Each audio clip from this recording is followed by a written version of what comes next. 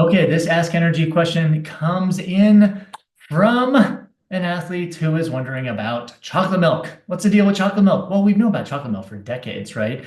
But really, is it good? Is it bad? Well, spoiler alert, I'm not going to tell you if it's good or bad because I do not use those words when it comes to food and nutrition, unless, of course, you have a medical concern, disease state, food intolerance, or food allergy. So, chocolate milk is neither good or bad. We just have to put it in context of what you're using it for. So you kind of have to remember when you're drinking or consuming something with calories, always ask the questions, what is this doing for me?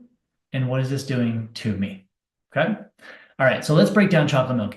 Chocolate milk is known as nature's recovery drink. Why is that? Well, it's because recovery imposes that it is post-workout. And what do we need post-workout? Well, we need water, we need protein, we need some salt, we need some fluid, might need a little bit of fat, not a lot of fat, right? And oh, guess what? Carbohydrates, right? It's exactly what chocolate milk has. So this is, if you really think about it, it kind of is nature's recovery drink, right? Now you can argue because the chocolate milk versus white milk is the added chocolate really nature. Okay, we won't make that argument.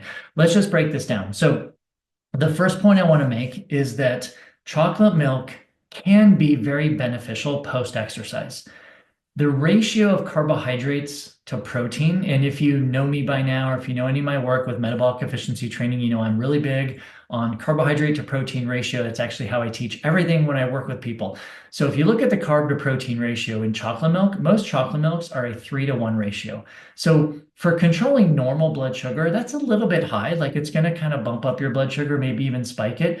But for that post-exercise window, when your body might need more carbohydrates, that's actually a beautiful time to use chocolate milk, right? Because you're trying to rush in that sugar, rush in the carbohydrates to fill up your muscle glycogen tank or your gas tank, like I like to call it. So definitely chocolate milk post-exercise can absolutely work well because of its carbohydrate to protein ratio, 3-to-1. It does that because it has probably 2-ish more times carbohydrates than a white milk. Now, obviously, white milk is more of it's just around a 1-to-1, maybe just slightly higher than 1-to-1 carbohydrate to protein because it doesn't have the added sugars that chocolate milk has. Now, again, we can split hairs here and you can say, wait a second, chocolate milk has added sugars and haven't we heard that added sugars aren't the greatest for us? Well, context, right? Let's put this into context. It's not like I'm saying drink chocolate milk as your only beverage all throughout the day, right? If you use chocolate milk post-recovery or post-training for a very specific reason of increasing your glycogen stores quickly, then yeah, that's a great use of it, right? I mean, to put it in context too, most sport drinks on the market or recovery drinks will do the same thing. They'll have a whole bunch of added sugars added in because they want to rush the carbohydrate repletion stage. Okay, so back to the whole white milk. White milk is actually fantastic post-exercise also, right? It just depends on how many carbohydrates you need in your body after exercise. So if you think about it, white milk has approximately a 1-to-1 carbohydrate to protein ratio. Chocolate milk has approximately a 3-to-1 carbohydrate to protein ratio. What you need to decide is, one, how hard and how long was your workout, right? Do you need to rush muscle glycogen repletion? Do you have another workout that same day or a really tough workout tomorrow where you don't have time to eat enough food to recover your carbohydrate stores? Well, in that case, yeah, do the chocolate milk. But if you want something just with protein, carbs, fluid, salt, right? And maybe just a smidget of fat, and if you do like a low fat, white milk is totally fine after exercise too, right? So again, we look at this context. So chocolate milk has always been assumed that it's only for post-workout, and that's fine, right? I actually have some athletes who do it pre-workout. And because if their body does well with digesting it and they're not able to eat solid food, then chocolate milk is a great option because it has more carbs than your body needs to use based on the workout, right? It's usually easy to digest, especially if you do a low-fat chocolate milk before a workout.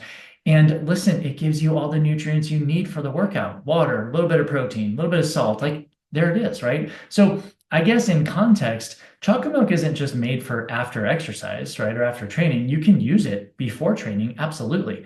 But I just want to make the point, you can also use just plain low-fat white milk before or after training. So all of this context really boils down to, I guess, a couple things. One, can you digest milk, right? Because some people are a low lactose intolerant, get that. However, there are milks on the market like Fairlife, that brand, that does not have any lactose in it or very, very little. I've never had an athlete drink Fairlife and have any issues with their guts with their gut if they are lactose intolerant. So there are brands out there that take the lactose out. So that term or that excuse is not a thing anymore because these companies have figured out how to reduce or take out lactose. Now, looking at that too is looking at, okay, the second question is, what do I need after my workout? Do I need to recover fast? Was the workout hard enough to where I need to really rush in the carbohydrates, the added sugars?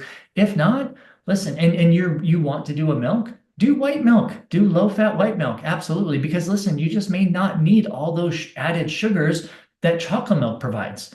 But, maybe you're out on the trails for 6 hours and you're doing some climbs and some hills, and you know what? Tomorrow you have another long hill training day on the bike or run or hiking or whatever. Well, that's probably time and place for chocolate milk because you want to rush those carbohydrates, those sugars coming back into your body. So I don't want to think of chocolate milk as good or bad. I want to think of chocolate milk as comparing it against its, brother or sister, that being white milk, and really helping you look at and decide what are the appropriate times to use something like a white milk, a low-fat white milk, versus a low-fat chocolate milk, right? There's a time and place for these. So would love to hear your feedback. Hopefully that answers the question. Would love to hear your feedback. Keep putting in your questions for Ask eNRG.